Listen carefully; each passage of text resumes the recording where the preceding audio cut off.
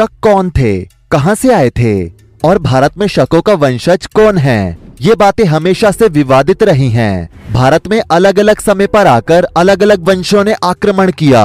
कुछ वापस लौट गए तो कुछ ने भारत में ही रहकर यहाँ की संस्कृति को अपना लिया।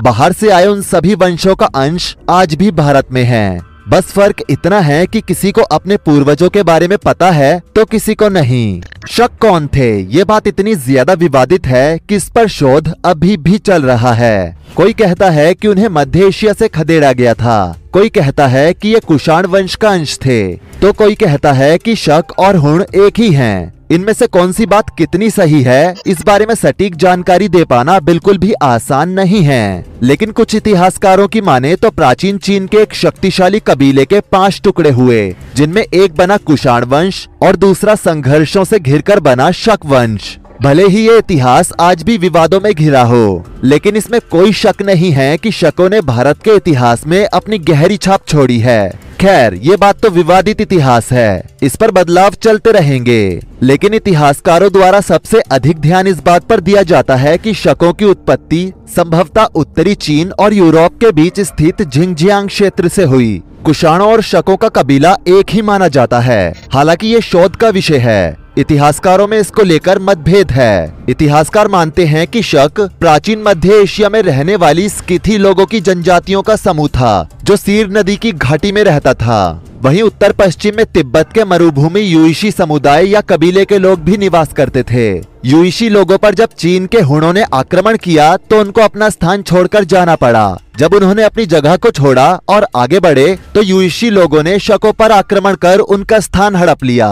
तब शकों को अपना स्थान छोड़कर जाना पड़ा, लेकिन हुणों ने युएशियों को धकेला और युएशियों ने शकों को। शकों ने बाद में बैक्ट्रिया पर विजय प्राप्त कर हिंदू कुश के मार्ग से भारत में प्रवेश किया। बैक्ट्रिया के यवन राज्य का अंत शक जाति के आक्रमण द्वारा ही हुआ था। दोस्तों, यहाँ पर यवन राज्य के बारे में आपको बता दें तो यवन राज्य को इंडो ग्रीक राज्य भी कहा जाता है। 200 ईसा पूर्व से 10 ईस्वी तक भारत के उत्तर पश्चिमी भाग में स्थित एक यूनानी साम्राज्य था। ये साम्राज्य आधुनिक अफगानिस्तान, पाकिस्तान और उत्तर पश्चिमी भारत के विभिन्न हिस्सों में फैला हुआ था। यवनों पर सफल आक्रमण के बाद शक अब अपने आप को ताकतवर महसूस कर रहे थे। उनकी बढ़ती हुई शक्ति ने उन्हें भारत से पार्थियन साम्राज्य की ओर मोड़ दिया, जहां उन्होंने आक्रमण का प्रयास किया। लेकिन पार्थिया के पराक्रमी सम्राट मिथिदातस द्वितीय ने शकों की एकजुटता को समय रहते भांप लिया और उनसे भी अधिक कुशल रणनीति बनाकर अपने साम्राज्य की रक्षा की। मिथिदातस की शक्ति और चतुराई के आगे शकों को पीछे हटना पड़ा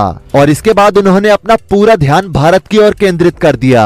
जब शकों ने भारत की ओर बढ़ने का निर्णय लिया तो उस समय भारत में शुंग वंश का शासन था, लेकिन शुंग साम्राज्य अब अपनी शक्ति खोता जा रहा था और यही कमजोरी शकों के लिए एक सुनहरा अवसर बन गई। उन्होंने सबसे पहला आक्रमण शुंगों पर किया और भारत की धरती पर अपने कदम मजबूती से जमाने शुरू कर दिए। धीरे धीरे शक एक ताकतवर शक्ति बनकर उभरे, लेकिन वो कभी भी पूरे भारत पर अधिकार नहीं कर सके। भारत के अंदर पहले से ही फैले यवन राज्यों में आपसी एकता का अभाव था और इसी बिखराव का शकों ने पूरा फायदा उठाया। उन्होंने एक एक कर इन राज्यों को जीतना शुरू किया और उत्तरी पश्चिमी भारत में अपनी मजबूत उपस्थिति दर्ज करवाई। भारत में शकों ने सबसे पहले यवनों के बिखरे हुए छोटे राज्यों पर कब्जा किया और सिंधु नदी के किनारे बसे मीन नगर को अपनी राजधानी बनाया। यही भारत में उनका पहला शक राज्य बना। मीन नगर को राजधानी बनाकर शक आक्रांताओं ने सिंध में अपना जो राज्य स्थापित किया था वो भारत के शक राज्यों में सबसे बड़ा था। शक शासन के अन्य क्षेत्रों पर राज करने वाले शासक स्वयं को क्षत्रप या महाक्षत्रप कहते थे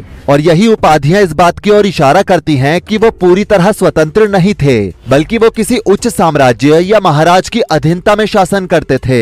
शकों के इस महाराज की राजधानी मीन नगर ही थी। वहाँ के एक राजा का नाम मोया था।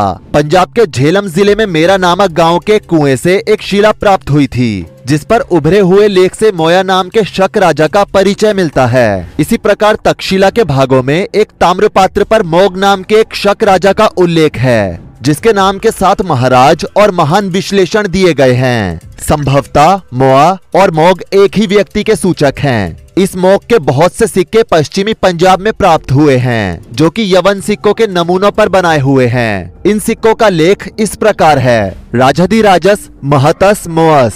इस लेख से इस बात में कोई संदेह नहीं रह जाता कि शक राजा मोआ या मोक की स्थिति क्षत्रप या महाक्षत्रप से अधिक ऊंची थी। वो राजाधिराज और महान था और शकों के अन्य राजकुल उसकी अधीनता स्वीकार करते थे। इस शक राजाधिराज का शासन पश्चिम में पुष्कलावती से लेकर पूर्व में तक्षशिला और दक्षिण में सिंध तक विस्तृत था। पुष्कलावती के बारे में आपको बता दें तो पुष्कलावती उत्तर पश्चिम भारत के सरहदी नगरों में आता था। यहाँ से एक व्यापारिक मार्ग तक्षशिला, मथुरा, कन्याकुब्ज, कौशाम्बी और पाटलिपुत्र होते हुए बंगाल के समुद्र तट पर स्थित ताम्रलिप्ति की ओर निकल जाता था। इसी रास्ते को महर्षि पणिनि ने उत्तर पथ कहा है, जो आधुनिक ग्रैंड ट्रंक रोड का स्मरण दिलाता है। शकों द्वारा अपनी राजधानी बनाने के बाद गुजरात क्षेत्र के सौराष्ट्र को जीतकर उन्होंने अवंतिका पर भी आक्रमण किया था और उसे भी अपने अधीन कर लिया था। इस जीत से शकों का आत्मबल बढ़ा और वो आगे बढ़े। उस समय शकों ने महाराष्ट्र के विशाल भूभाग पर कब्जा जमाया, जिसे उन्होंने सातवाहन साम्राज्य से छीन लिया और उन्हें दक्षिण भारत में सीमित कर दिया।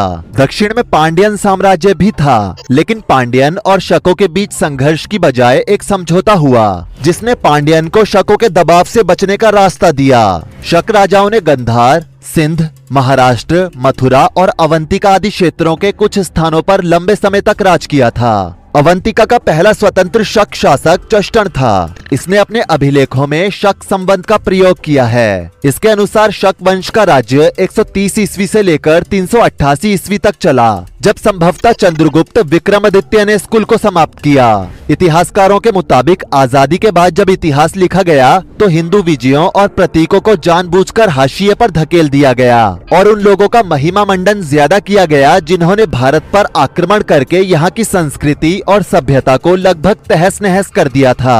भारतीय वीरता के इतिहास में एक ऐसा अध्याय है जिसे कभी उद्घाटित नहीं किया गया, क्योंकि वो हिंदू अस्मिता और गौरव से जुड़ा हुआ था। ऐसे ही एक अध्याय का नाम है द ग्रेट विक्रमादित्य। जब विक्रमादित्य ने शकों को समूल से हराकर उन्हें देश से बाहर धकेल दिया था, तो उन्हें इस विजय के बाद शाकाहारी उपाधि से सम्मानित किया गया था। इस विजय की याद में ही महान विक्रमादित्य ने एक संवत शुरू किया था, जिसे आज हम विक्रम संवत कहते हैं। दरअसल कहानी कुछ यूं है कि ईसा के 100 वर्ष पहले भारत पर शकों के आक्रमण की शुरुआत हुई। ग्रीक प्रदेश बैक्ट्रिया को जीतने के बाद शकों ने भारत पर आक्रमण किया।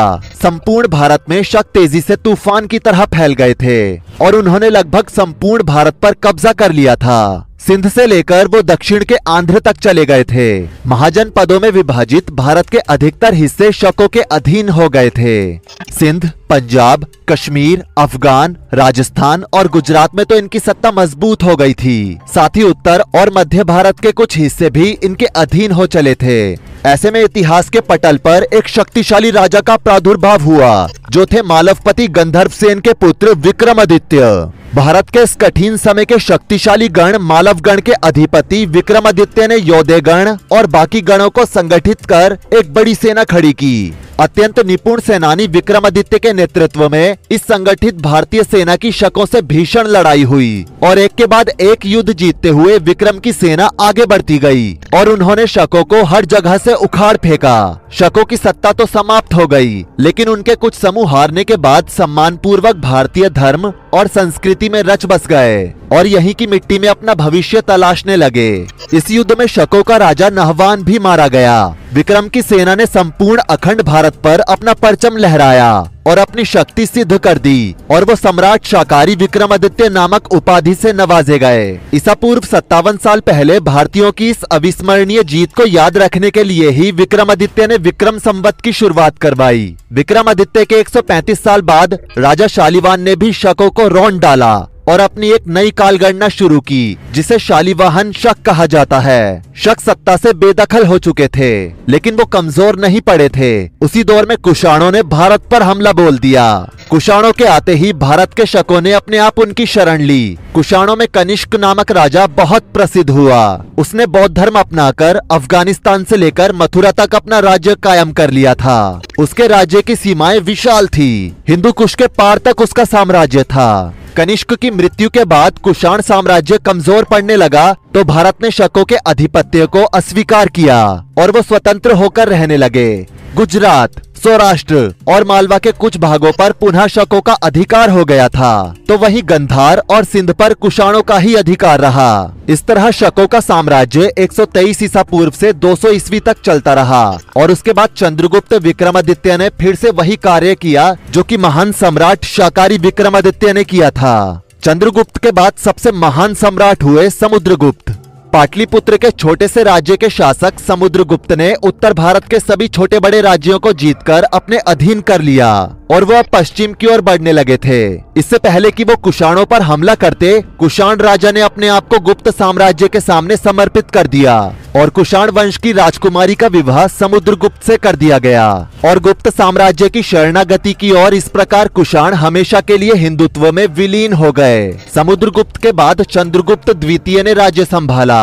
दोस्तों, शकों के बारे में पुराणों में भी जिक्र मिलता है। पुराणों के अनुसार शक जाति की उत्पत्ति सूर्यवंशी राजा नरिशकंद से कही गई है। राजा सागर ने राजा नरिशकंद को राज्यच्युत तथा देश से निर्वासित किया था। वर्णाश्रम आदि नियमों का पालन न करने के कारण तथा ब्राह्मणों से अलग रहने के कारण वो दूषित हो गए थे। उन्हीं के वंश शक कहलाए। महाभारत में भी शकों का उल्लेख है। शक साम्राज्य से संबंधित मथुरा के राजकीय संग्रहालय में मूर्ति, स्तंभ, सिंह शीर्ष स्तंभ और मुद्रा आदि कई वस्तुएं रखी हुई हैं। गार्गी संहिता और बाणभट्ट कृत हर्षचरित में भी शकों का उल्लेख मिलता है, लेकिन ये अभी भी विवादित मुद्दा है। कुषाण, शक और हुणों को लेकर विवाद बना ही रहता है और ये शायद आगे भी बना ही रहेगा। वैसे आपको क्या लगता है, शक, कुषाण और हुण कौन थे? नीचे कमेंट करके अपनी बहुमूल्य राय हमें जरूर दें। जाने से पहले वीडियो को लाइक करें, शेयर करें और ऐसी ही और वीडियोस के लिए इस चैनल को सब्सक्राइब करके साथ में बेल नोटिफिकेशन को भी ऑल पर सेट कर लें। धन्यवाद।